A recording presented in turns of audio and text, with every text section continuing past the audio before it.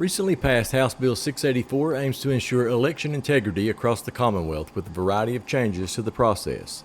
Pike County Clerk Darrell Pugh discussed some of those changes with us Monday. One of the things about House Bill 684 is that we have to notify the schools by December 1st, I believe, if we're going to use their facilities. I'd like to go on record as saying that Pike County school system, as well as the Poplar Independent School System, have been very cooperative.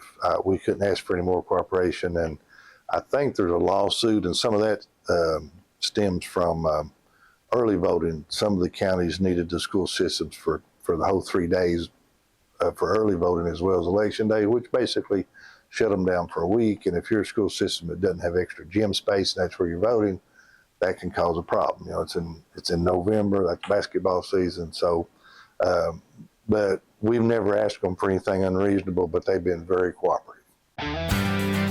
Custom print and designs with embroidery, screen printing, signs, and banners. From school spirit wear to business branding, customprintanddesigns.com.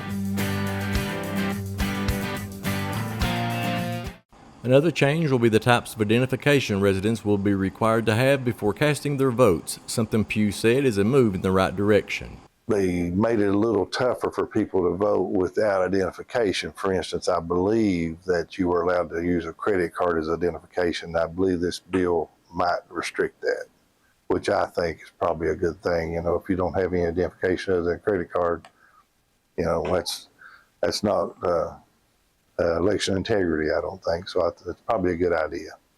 Pugh said voting has always been secure in Pike County and that when an issue does come up, it can usually be dealt with easily enough. A lot of it we were doing anyway. You know, I feel like our elections in Pike County have been real secure, and that you know, we don't have a lot of questionable votes. You know, one thing that happens is people go to get a new driver's license, they re-register to vote, and especially if they're in around the Jenkins area, their mailing address may say Jenkins, but they actually live in Pike County, and the system will change them to Letcher County. So every election we have one or two of those.